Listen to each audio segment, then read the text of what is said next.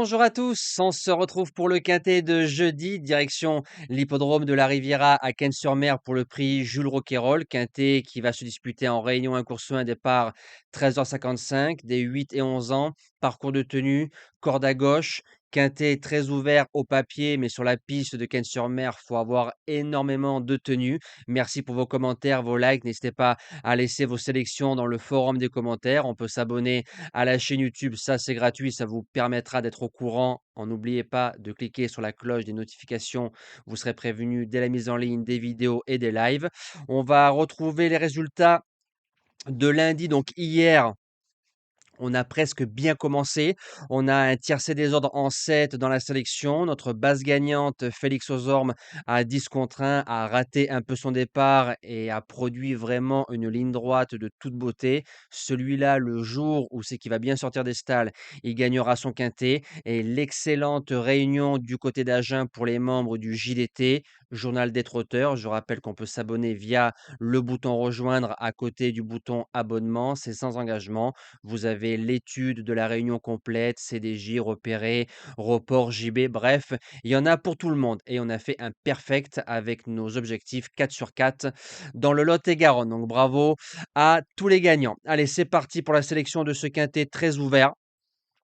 J'ai pris une femelle. Je crois que la dernière femelle qui s'est imposée dans le prix Jules Roquayrol, c'est Kalina en 2021. Mon choix sera le numéro 15 en base gagnante, Illusion Jipad. La fille de Bocador de Sim a prouvé cet hiver qu'elle en avait encore sous les sabots. Deuxième de l'étape du GNT à Rouen-Moncanchy, battue par une certaine Harley Gemma qui a gagné de toute une classe le prix de la Côte d'Azur en 2 coups de patte. J'étais sur place, c'était magnifique. Dans la foulée, cinquième du GNT de la finale à Paris-Vincennes, à peu près les mêmes circonstances que Harmonie du Rabutin dans le Prix d'Amérique. Si ça se serait ouvert, on aurait fini au moins dans les 3. Elle peut pas aller devant. Il y a 2-3 chevaux pour allumer la course. Au sprint avec Clarisse Lelièvre, qui est une bonne driveuse et une bonne main, je pense que ça peut le faire. En deuxième base, l'opposition au papier, le numéro 12, Indigo de Fontaine, déféré des 4. Je vous avais dit le 31 décembre que le cheval allait sûrement refaire une belle valeur tôt ou tard. Il est battu par une certaine Idylle Express qui a été notre tube de l'hiver dans les Quintet Plus et qui a gagné Néo au vent le prix Helen Johansson de toute une classe. Léo qui était à la drive le retrouve. On va aller devant. Il va découvrir l'hippodrome de Cannes-sur-Mer. S'il est carré d'allure du début jusqu'à la fin, pour moi, sur sa valeur pure, il sortira pas des 3. Pour les chances, le numéro 5, Icar du Béryl, qui va découvrir la piste de Cannes-sur-Mer. Il est deuxième en rendant la distance du côté de Bordeaux d'un certain Global Concept qui a été notre base gagnante dans la foulée à Paris-Vincennes. Le cheval s'est imposé de toute une classe.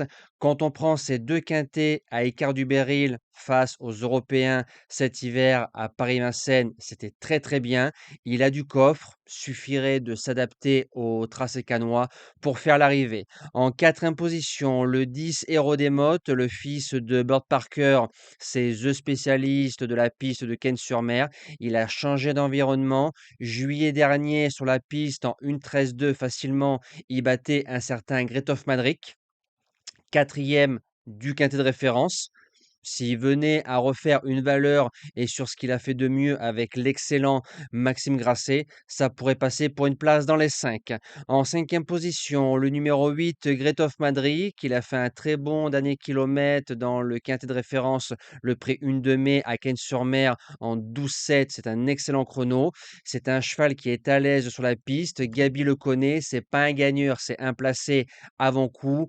Mieux préservé, il sortira pas des 5 à coup sûr. En sixième position, peut-être un peu loin pour certains, le 14 Indusval, associé à Théo Briand, qui est l'une des meilleures mains dans le sud, malgré son jeune âge. Il va à gauche, il va à droite, parcours de vitesse, parcours de tenue, il dit jamais non. C'est une véritable voiture de course. Un échec à Cannes-sur-Mer, il faisait une rentrée de 3 mois mais déféré des 4 à 2,80, il y avait de l'argent dessus. C'est un cheval qui doit attendre. Donc, si devant ça se fait mal, il sera très fort au sprint, il en ramassera plus d'un. Maintenant, si devant ça s'entend, il laissera des regrets. En septième position, le numéro 11, Femto de Vauvert. Alors, c'est vrai que c'est un cheval qui est meilleur ou plus tranchant en parcours de vitesse, a claqué 10-6 à Paris-Vincennes 2100 devant Méchant face aux Européens. Auparavant, il s'imposait à Borelli en battant un certain Easterman, qui est gagnant de l'épreuve de référence. Donc, suffirait de le driver en sous-marin gentiment sans lui faire mal. Je pense que c'est un cheval qui peut jouer une place de 4-5 dans ce lot. Et je termine avec le numéro 13. J'allais pas faire l'impasse du fils à Timoko, que j'adore. Idéal sans Leandro. Il a fait une semi-rentrée en province, on n'a rien vu. Ça fait 1 an qu'il fait les hippodromes à l'étranger sur des parcours de vitesse, essentiellement dans des lots supérieurs.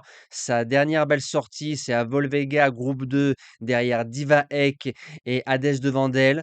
En général, la team Westering, quand on se déplace à Cannes-sur-Mer, ça court très souvent très bien. Dans quel état va être le fils de Timoko, je ne sais pas, mais sur sa classe pure, on peut le garder largement dans une combinaison, au moins dans un champ réduit.